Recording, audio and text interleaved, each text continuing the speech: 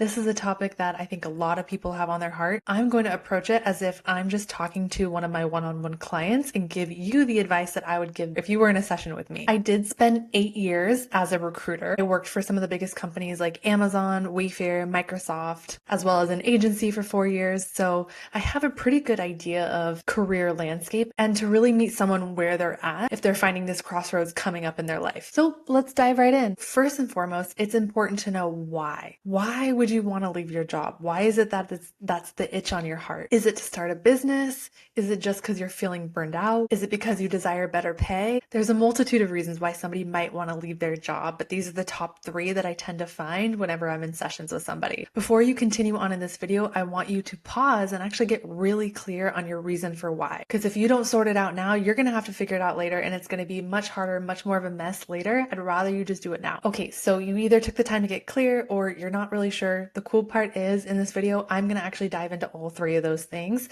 that should hopefully help you get some clarity as we discuss. If you're desiring to start a business, which that was me, I thought it was other things, but really my heart was just like, I got to get out of corporate. I need to do my own thing. I have too big of a mission to sit here and follow these rules. So if this is you, welcome. We are one. Now, the first question I want you to ask yourself, if this is the case, is, and I hate to be this person because I don't want to stomp on anybody's dreams, but as somebody who personally quit her job, didn't have a plan, started a business, and then ended up having to go back into corporate because, businesses take more than a year to make it. Usually, I kind of had to put my tail between my legs and get some financial stability to continue on with my mission. The cool part is corporate's always there. I realized when I was leaving that I'm in my worst case scenario, so I can always go back. But before you start a business, I really do want you to ask yourself, do you feel like you have enough financial backing to go full on in this business? If not, what I recommend is build your business on the side,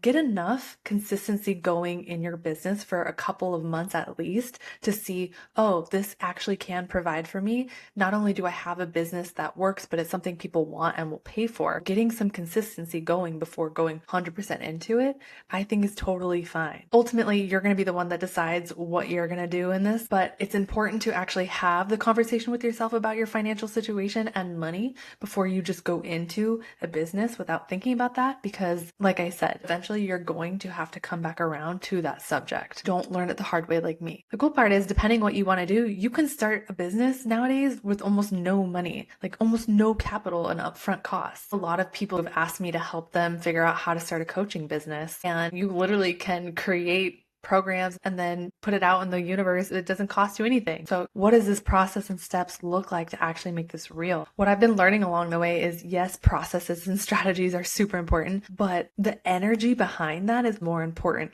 What you don't want to do is start a business and then be in total scarcity mindset about it the whole time. So you're putting offers out there because you need them and like you need these clients to come through. What you realize later is business is really a numbers game, in the sense that you're going to get a lot of no's before yeses and consistent yeses start coming through. You don't want to elongate that by kind of stabbing yourself in the foot by being in scarcity mindset as you're putting yourself out there. That is just an uphill battle that nobody needs to climb. I will say, when I first started my business, I had been following a lot of people, a lot of masculine energied people in business online and in personal development courses and things, who were saying, if you have a plan B, you don't have a plan A, like you're not all in. I get the psychology of that, but at the same time, I think people think it has to be so black or white, all or nothing. When we operate from that way, it's almost impossible because you're completely screwing yourself over from the start. And it doesn't have to be that way. What if you had a really clear vision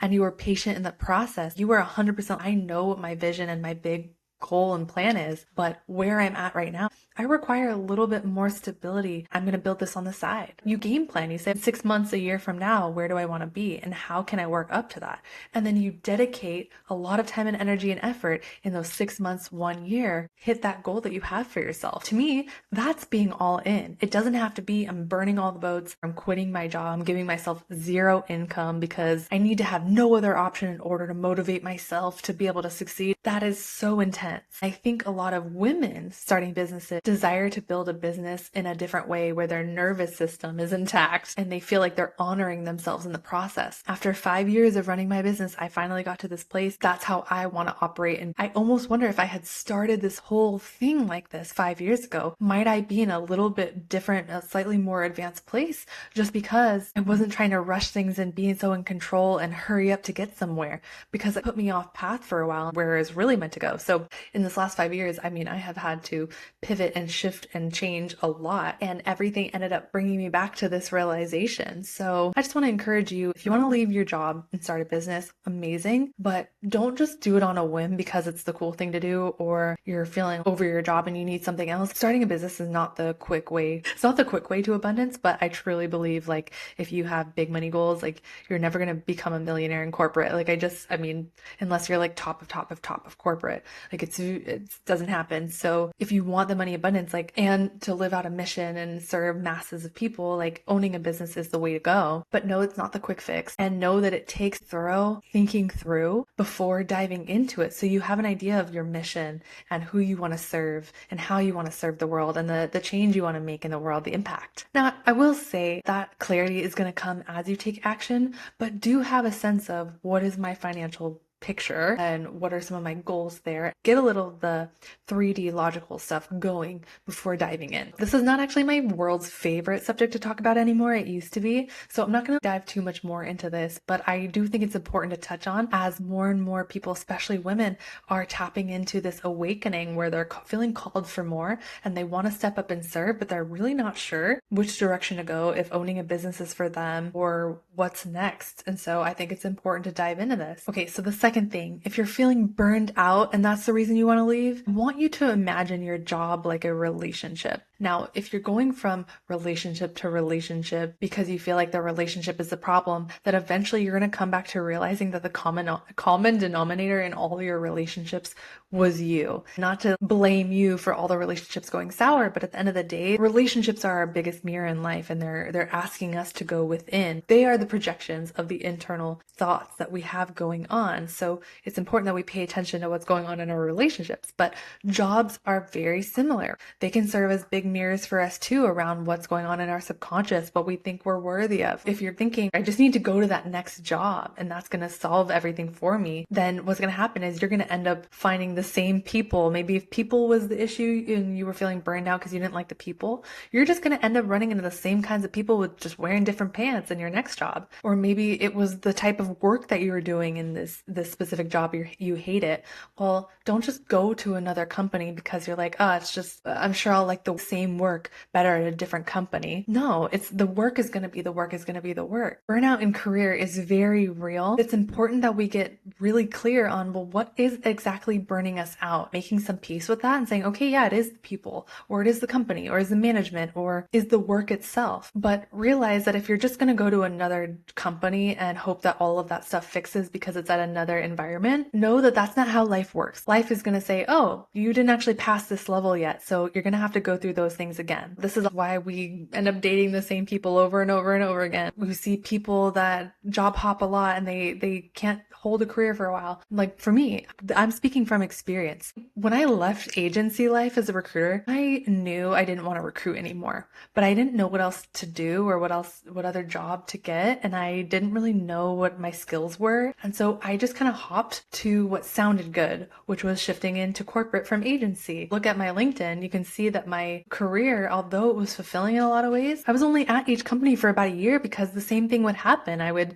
be climbing the ladder and seeing success and doing good, but then I'd get bored and I'd be like, oh, I don't like this work. And so I'd be like, ooh, shiny object, maybe this company, it'll be better. And it just continued to not be. Basically, me leaving corporate was so dramatic. I physically couldn't be in the environment I was in anymore. I was having panic attacks and all this stuff was going on. It's because I was ignoring my soul. I was ignoring the fact that my body and my spirit wanted me to leave corporate when I left agency years before that. but I didn't believe in myself. I didn't think bigger than what was in front of me. I kept myself in a loop for 4+ more years than I needed to. So I want you to get really real and say, okay, so if I'm feeling burned out, well, what specifically is burning me out about it? Is it the daily tasks, the people, the environment, the management, the hours, the job itself? And instead of just jumping to another company that is similar or would have you doing the same work, you're just trying to change anything you can, pause and stop the scarcity mindset, let go of the grip for a second, sit back and be like, okay, what if I expanded my world a bit? What if I decided that I actually get to create the next job that I desire? I don't have to have any idea how it's going to come in, where it's going to be at, or even what it looks like. But I know that I don't want to repeat the same cycle again. Before you quit, before you go job searching, write out, what do you even want in a job? I don't think everybody needs to go down the entrepreneur path. It's not for everybody. It gets to look different for everybody. But I really want to emphasize that you are not stuck where you are. If you love corporate and you feel like, yeah, I'm just going to be a corporate girly forever, then that's beautiful. But realize there's a bajillion jobs out there. And if you get caught in the trap of thinking, no, it's just, we're in a weird time, the job market's slow, there's no openings, then you are thinking too small and you're in scarcity mindset and you're trapping yourself. There is so much out there. It's not just what you can find on LinkedIn. You have to be willing to accept that, receive that, and wait a little bit for the answer or the aligned role to come in. But it can only come in when you are absolutely clear on what you want next. Let's work through this as if I was still in corporate and instead of going from Microsoft to Amazon, what I wish I would have done instead. Not to say I'm not grateful for both of those experiences. They taught me a lot. It was cool to see the inner workings of those companies. But knowing what I know now, I wouldn't have put myself in environments where ultimately my soul knew I didn't want to go because it ended up being really tumultuous in the end. So what I would have done is I would have on a piece of paper wrote out, what do I think all of my skills are?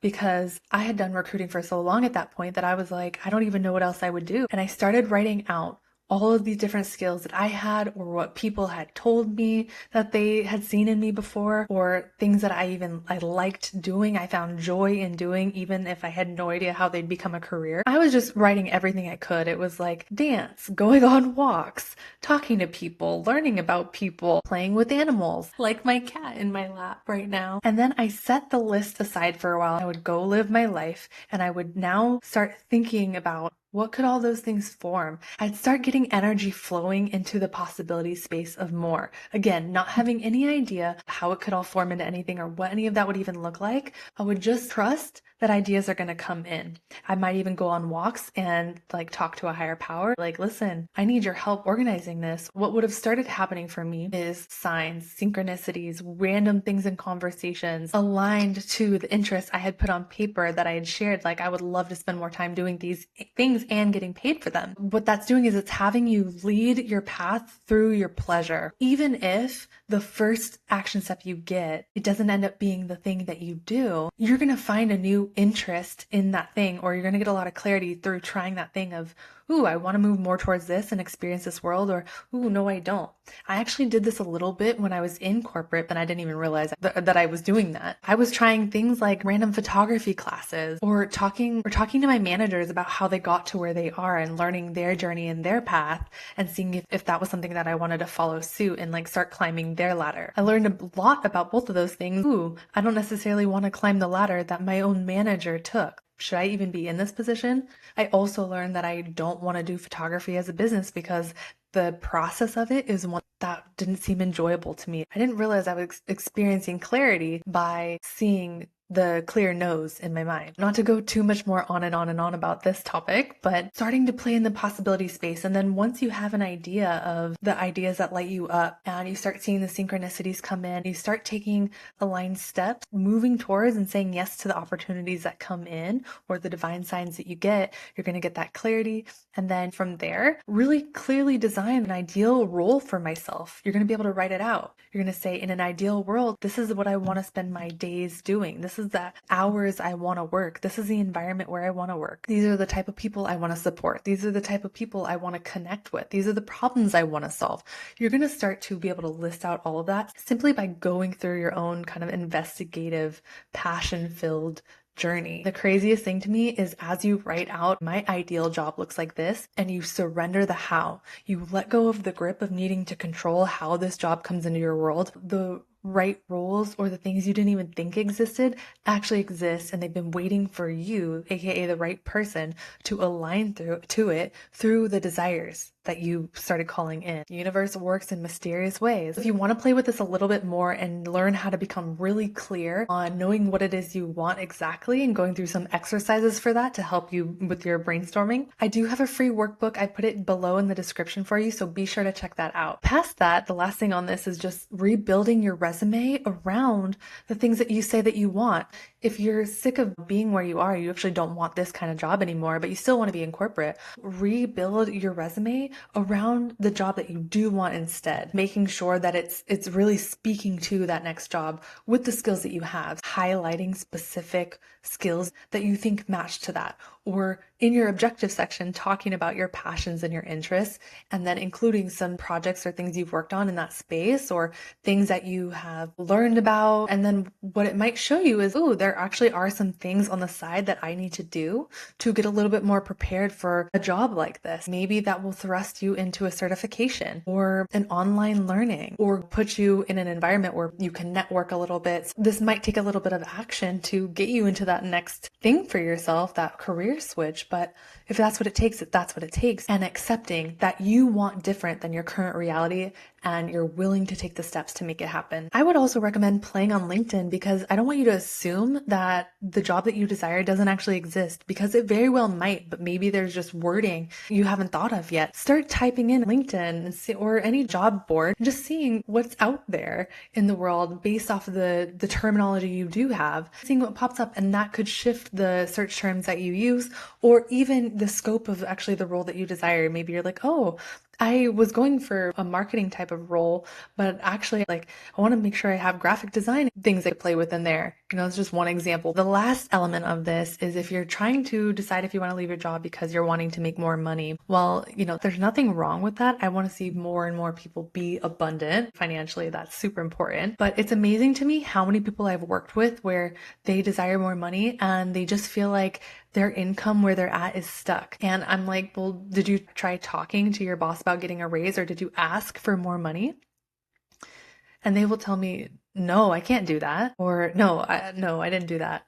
And there's this fear associated with it. What I tell them is it's not about just immediately where you are being like, okay, I'm going to call my boss right now and be like, I want to make more money. It's writing out, why are you such a valuable asset who deserves to make more money? What have you done recently? What are some projects you've worked on, things you've done that have not only really helped the company or helped your team, but have been you going above and beyond that you deserve to be compensated for? Coming up with a few examples to bring to the table, not just asking for something, but having compelling reasons to back it up. Or maybe you have tried that and it's just not happening at your company and they're not able to for whatever reason. And you're like, the only way I'm going to get a raise is to switch companies, which does happen. I would say it's important to be really uber clear. How much do you want to make? And I also want to encourage you to remember, oftentimes what we ask for in the negotiating process, it's a negotiation because that's not typically going to be the final number. I would ask for more than you actually do want.